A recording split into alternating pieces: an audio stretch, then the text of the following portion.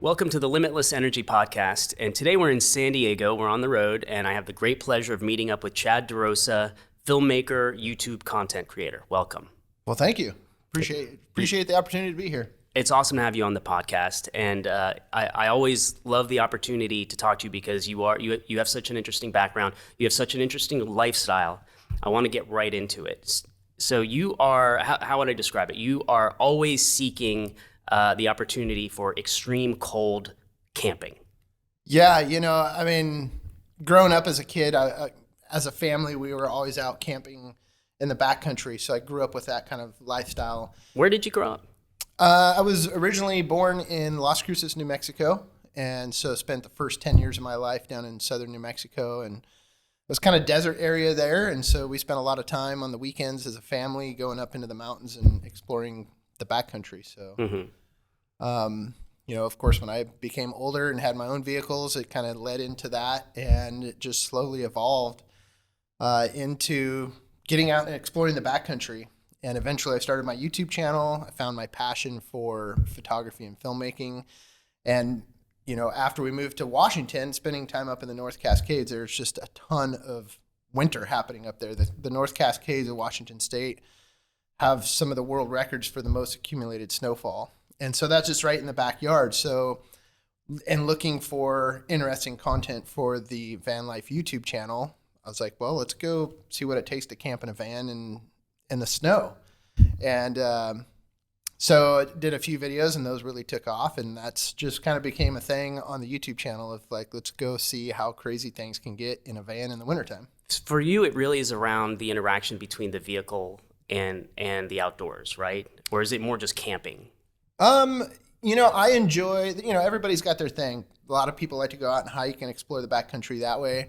I really enjoy exploring dirt roads, getting a little bit off-road, challenging myself, challenging my vehicle. So my thing always revolves around, it's gotten to be known as overlanding. And, back in the day, we just called it car camping or going camping, So I really enjoy the vehicle aspect of it. How far can you get your vehicle out into the backcountry, and how can you set up your vehicle so that it's sustainable while you're out there and you can spend extended amount of time in your vehicle out in the backcountry. So that's kind of what I've become to enjoy about it all. That's what you've documented, and it resonated with a lot of people pretty quickly. Why do you think that is? Was it? Well, we've noticed an inclination for people wanting to get off grid, people wanting to just get far away. Is it that, or is it about specifically what you do technically to get out there with the vehicle? It's a little bit of everything. When I discovered my passion for photography and filmmaking, of course, as a photographer, I wanted to get out there and document the landscape.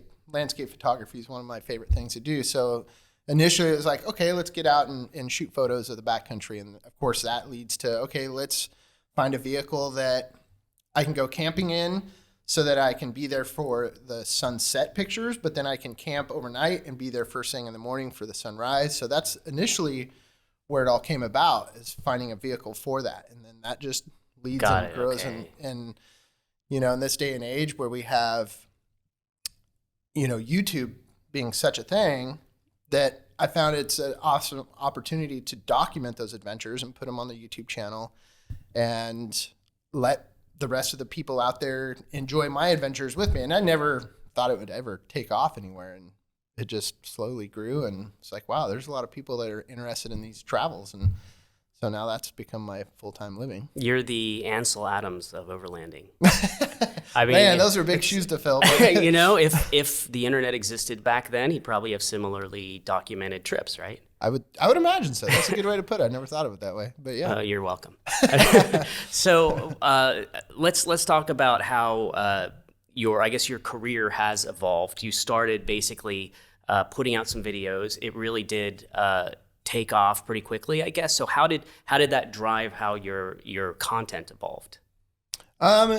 Well, for me, I think that's my biggest thing is I always want to take the next best picture. I always want to make the next best video. I always want to document the next best adventure. So, going out and trying something once, it was like, okay, that was cool. It worked out really well. the next one I want to do it even bigger. I want to document it even better and tell a better story and inspire more people. So with that just being my nature, it just slowly grows like that. And it's been really crazy to see the channel evolve through that. People are like, oh my gosh, we get to watch you grow. We get to watch these bigger, better adventures. And so it's been pretty cool. And it just continues to push myself as a filmmaker, as a creator and an adventurer to go out there and find the next biggest adventure. Are you doing things that folks are too scared to do themselves?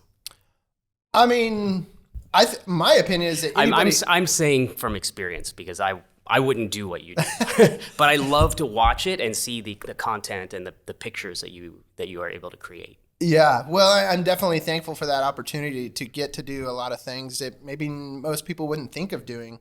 And that comes from wanting to do bigger, more interesting adventures of like, okay, how do I push the limits next time? Maybe something outside my comfort level. And that's where it really comes down to is I'm not doing anything that nobody else can't do. Might be in a position where I can take those chances a little bit more, but I'm of the belief that anybody can go out and do this stuff. It's just a matter if you really want to. And like I said, I've been lucky enough to find myself in a position where I get to make my living this way through my YouTube channel and my filmmaking. And so that's exciting for me. Do you have an ambition further along, or are you basically living your dream? I gotta say, man, I think I'm living my dream right now. That was the whole reason I started living in a van, was so that I could quit my career in the construction industry as a truck driver and a mechanic. I spent 18 years in that industry, and I did filmmaking and photography as a hobby. And I started living in a van, not because I had to, but because I wanted to chase that dream of becoming a professional filmmaker and photographer. And never did I think I was actually going to be a YouTube content creator. That wasn't a thing back in 2011 when I started this. YouTube was just a place where you posted, home videos and stuff like that.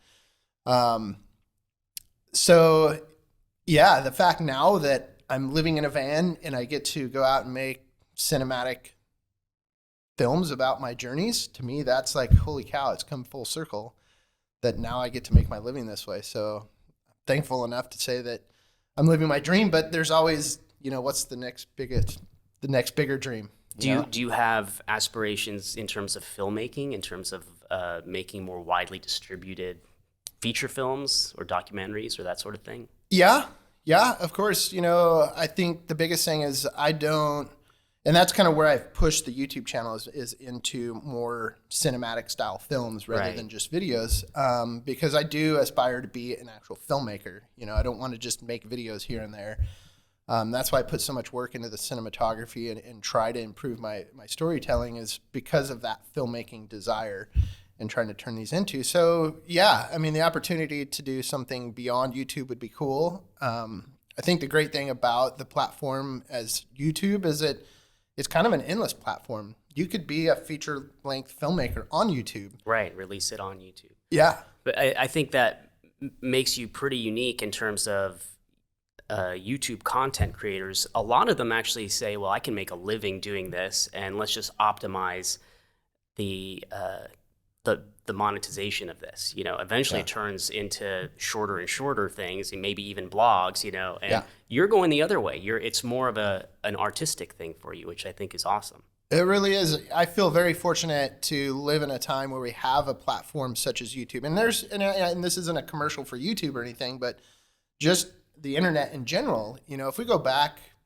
even 10 years ago, if any of us here in the room had an idea for a film, what we would have to go through to actually turn that into reality. You got to come up with a script, you got to come up with a pitch, you got to figure out how to break down the doors of networks or studios to even get our idea in front of somebody and to get it to materialize into an actual production would be a huge challenge for somebody like us in this room. But right now we can pull our phones out of our pockets. We can start bringing our ideas to fruition. And then we've got the platform like YouTube or any of the other various platforms, and we can make that a reality. And that, as filmmakers, that's a pretty cool time to live in. Well, speaking of people in this room, Tyler, our chief marketing officer here, has his own feature film, which was a a true feature film in distribution now, Desert Shadows. So It's that super was cool. that was not an easy endeavor. So Yeah. And I enjoy sitting down and talking with Tyler about, those kind of things. We enjoy those conversations. So that's pretty cool. Yeah.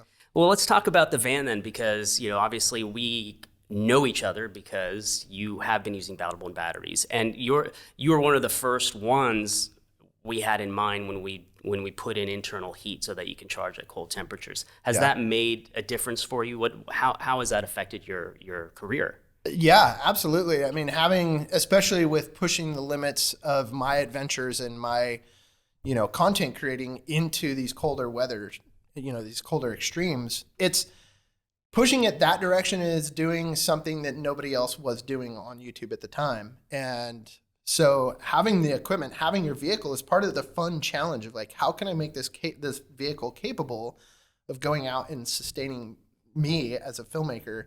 And that's also taking basically a miniature film studio on wheels out into these conditions, and having power is absolutely key to be able to run this kind of thing off grid. You're charging camera batteries and computers and lights and keeping yourself, alive and comfortable.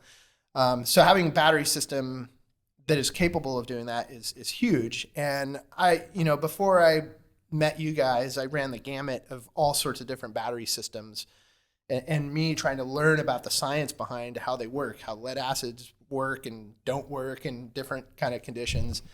So meeting you guys and the technology you'd been developing, and you're like, well, matter of fact, we've got this. Yeah, as it turns out, we've been thinking of cold temperatures. No, honestly, it was because we were thinking of like ice fishermen and extreme sportsmen. But the funny thing is that now when we deliver batteries to an RV manufacturer, they'll almost exclusively want the ones with the internal heated feature, because they don't know where the end user is going to take the rig. Exactly. Yeah. And it's because of people like you. Yeah.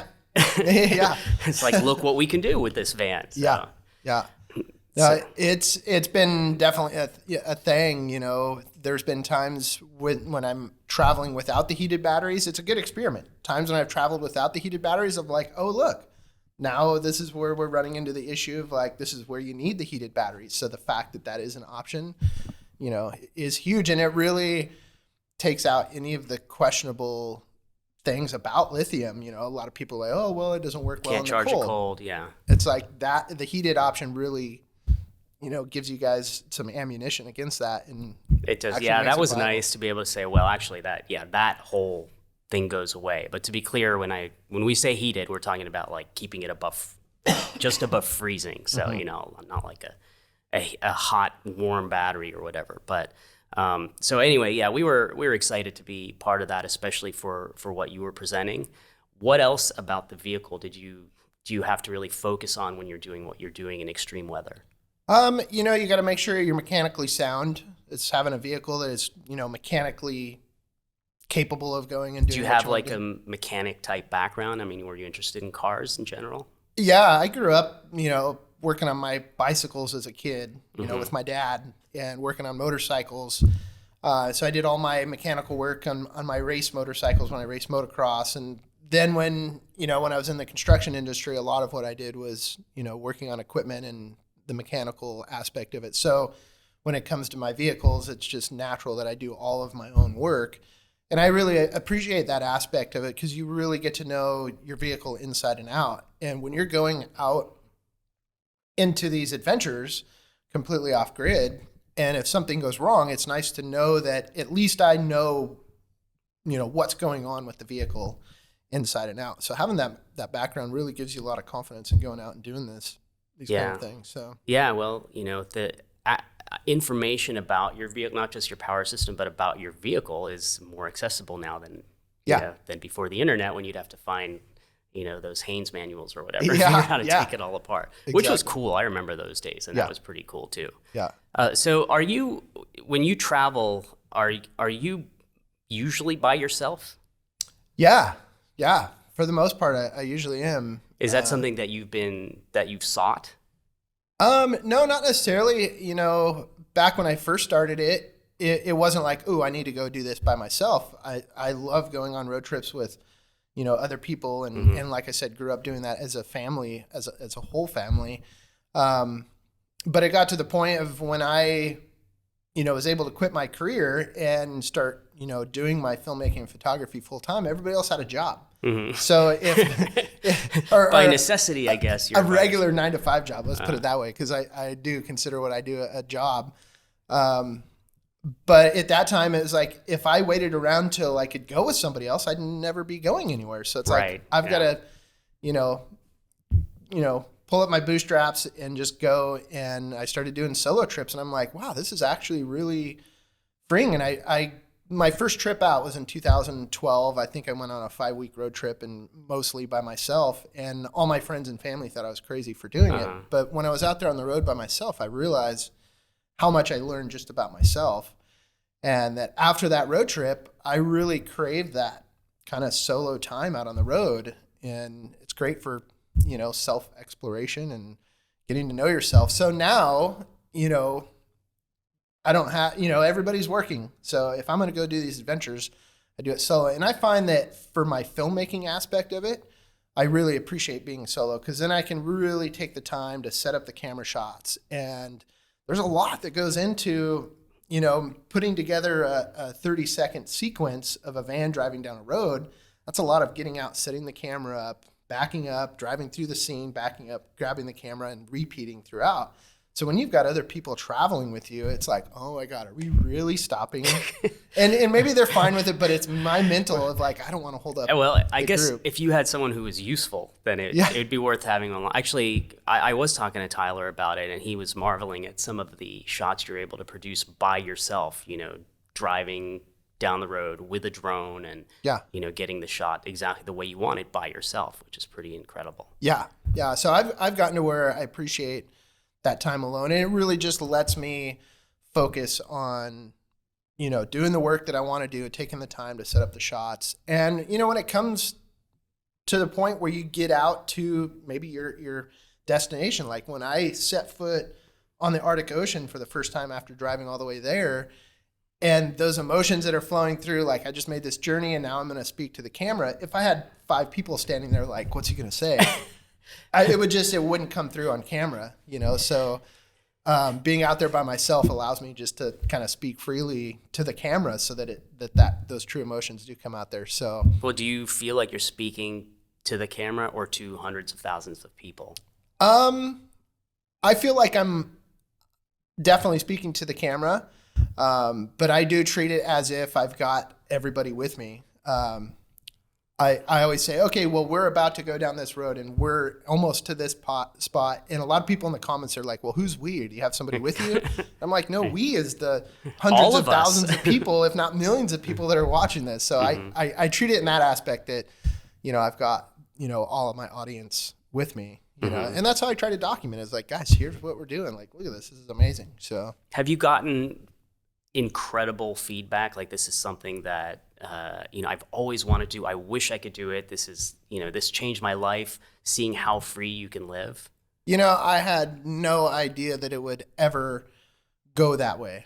When I first picked up the camera and made my first video about living in a van, I had no idea that it would turn into anything. I had no aspirations of being a YouTube content creator. Like I mentioned earlier, that wasn't a thing. And through this whole journey of building my channel, I'm absolutely blown away by the feedback that comes in from all over the world. Countries that I've never heard of, just it's wild in the messages where people say exactly that. Like, you've changed my life. Like, I was on the verge of going down this path, and you actually watching your videos changed that for me. And so it's all of that feedback that keeps me going.